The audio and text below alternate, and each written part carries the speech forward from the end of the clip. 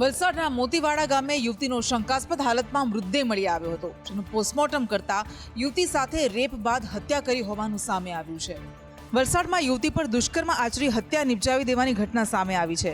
કોલેજમાં અભ્યાસ કરતી 19 વર્ષીય યુવતી સાંજે ટ્યુશનથી છૂટી તેના પરિચિત યુવક સાથે ફોન પર વાતો કરતા ઘરે ફરતી હતી, ત્યારે થોડી વારમાં યુવતીનો ફોન બંધ થઈ ગયો હતો, જેથી ફોન પર વાત કરતા યુવકે આ અંગે યુવતીની બહેનને જાણ કરી। યુવતીની બહેન અને અન્ય મિત્રોએ યુવતીની શોધખોળ શરૂ કરી હતી।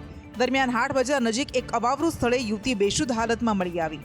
યુવતીને તાત્કાલિક બાઇક પર જ હોસ્પિટલ લઈ જવાઈ હતી, જ્યાં યુવતીને મૃત જાહેર કરાઈ હતી। આ યુવતીના મૃતદેહનું પીએમ કરતા યુવતી સાથે દુષ્કર્મ આચરી હત્યા નિપજાવ્યાનો ખુલાસો થયો છે। પોલીસે હાલ યુવતીની હત્યાને લઈને તમામ પાસાઓને ધ્યાનમાં રાખીને તપાસ શરૂ કરી છે અને હત્યારાઓની શોધખોળ માટે ચક્રો ગતિમાન કર્યા છે।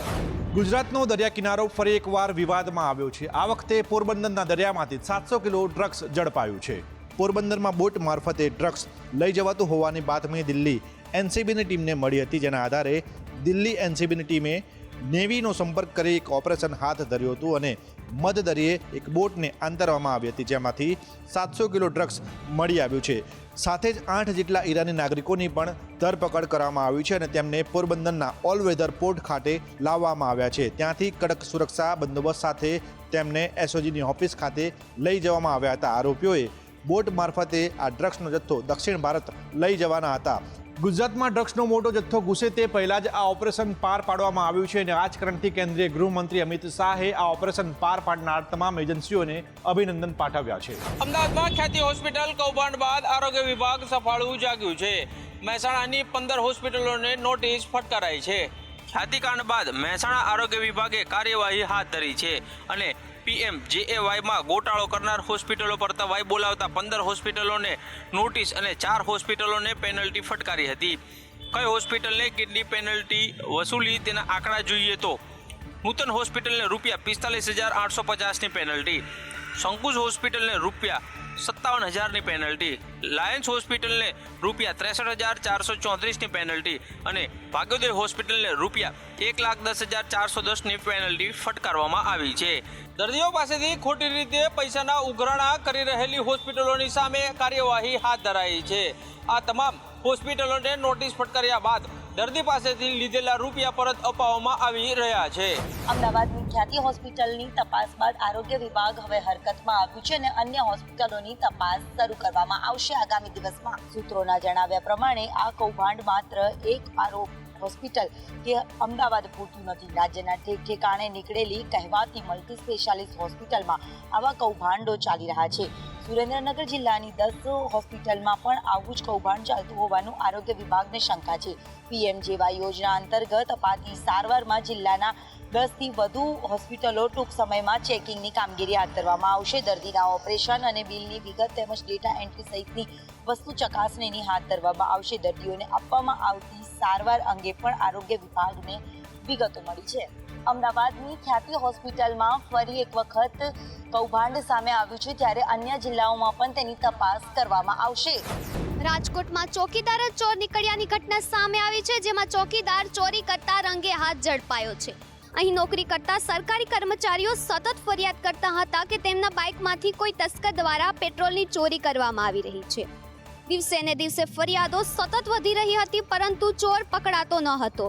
ચોર એટલો શાતિર હતો કે જ્યાં CCTV ન હોય તેવા સ્થળ પર પાર્ક કરેલા વાહનોમાંથી પેટ્રોલ કાઢતો હતો, પરંતુ અંતે સરકારી કર્મચારીઓના બાઇકમાંથી પેટ્રોલ કાઢતા તે રંગે હાથ ઝડપાયો છે।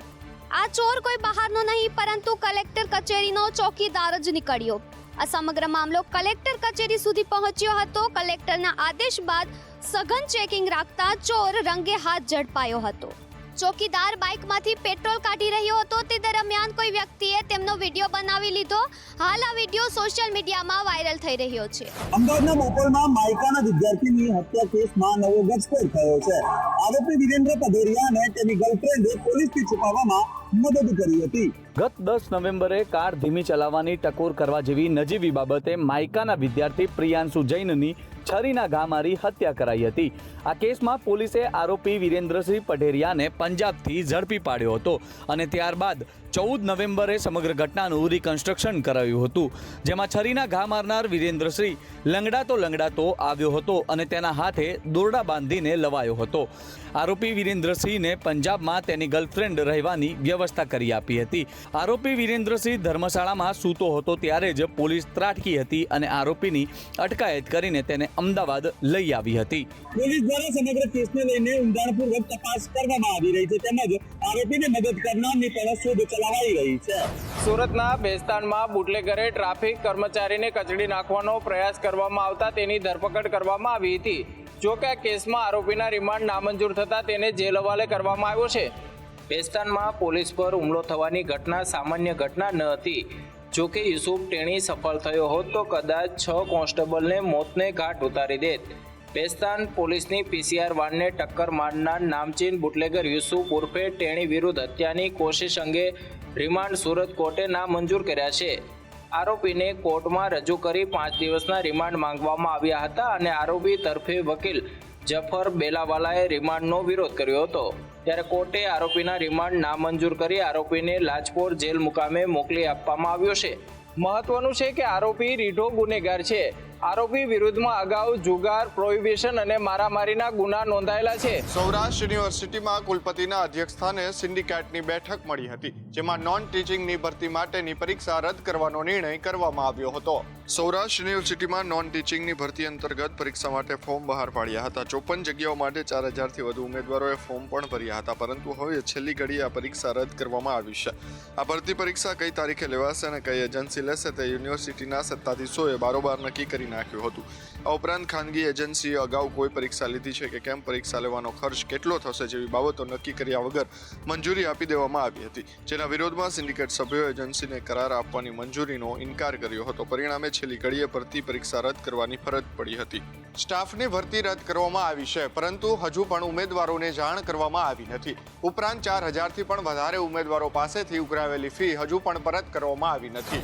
સુરતની IN ટેકરાવાલા સ્કૂલની અંદર ગ્રાન્ટેડ શાળા હોવા છતાં સેલ્ફ ફાઇનાન્સ વર્ક ચલાવવામાં આવતા હોવાના કારણોસર DEO દ્વારા શિક્ષણ વિભાગને પત્ર લખીને માન્યતા રદ કરવા માટેની રજૂઆત કરવામાં આવી છે। પાલનપુર પાટિયા વિસ્તારમાં IN ટેકરાવાલા હાઈસ્કૂલ વર્ષ 1969થી કાર્યરત છે અને અહીંયા સેલ્ફ ફાઇનાન્સના વર્ગો ચલાવવા જૂન 2024માં ગુજરાત માધ્યમિક સચિવ દ્વારા મંજૂરી આપવામાં આવી હતી। સુરત જિલ્લા શિક્ષણ અધિકારીનું વિરોધી ભાષા વલણ સામે આવ્યું છે।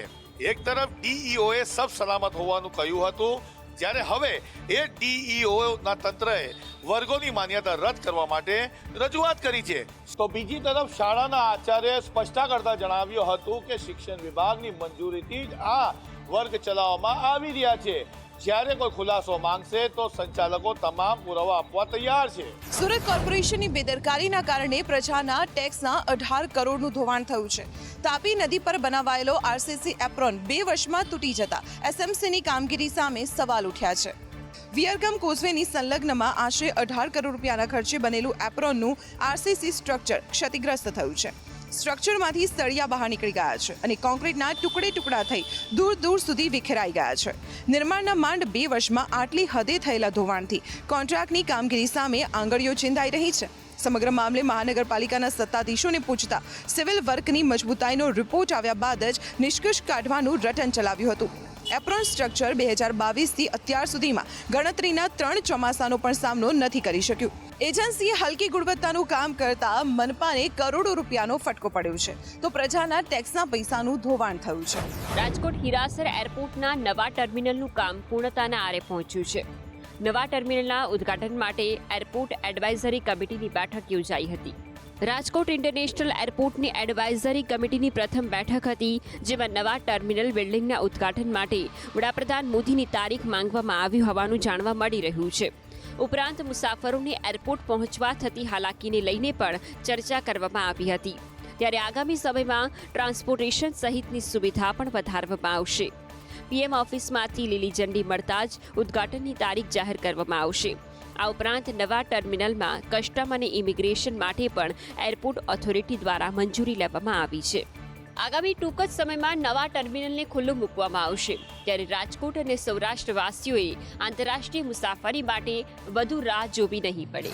આજે શીખ ધર્મના સંસ્થાપક ગુરુ નાનક સાહેબની જયંતિની ઉજવણી કરવામાં આવી રહી છે.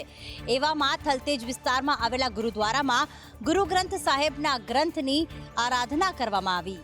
અમદાવાદમાં પણ થલતેજ સ્થિત ગુરુદ્વારામાં ગુરુ નાનક ગ્રંથ સાહેબની આરાધના કરવામાં આવી હતી.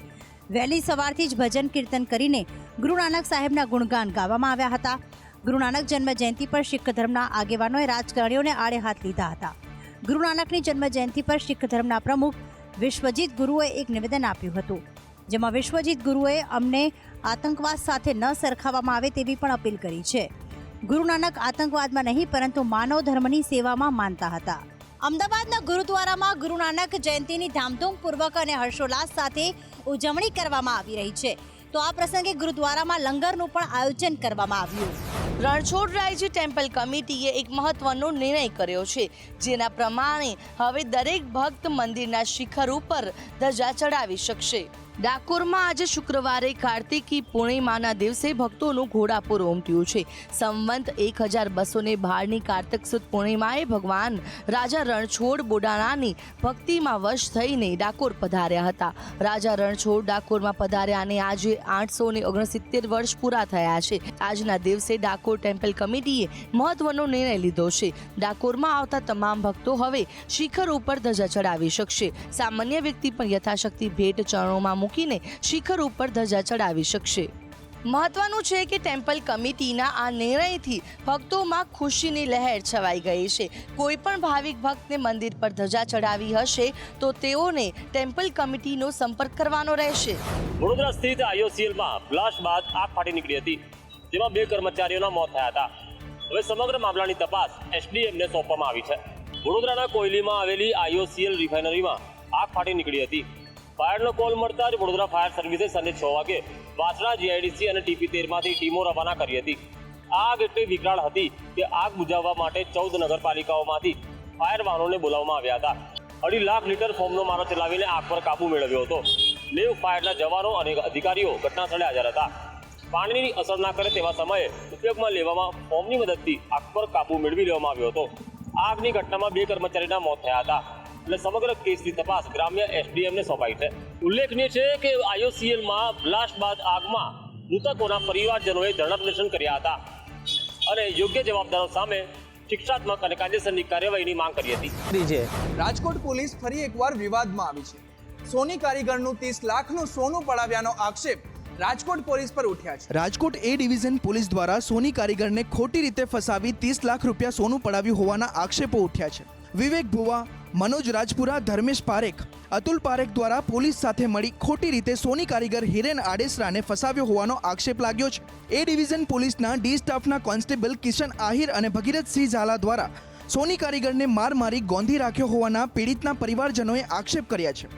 પુત્ર પર ખોટા આક્ષેપ સહન ન થતાં પીડિતના પિતાએ લીંબડી ખાતે આપઘાત કર્યો છે.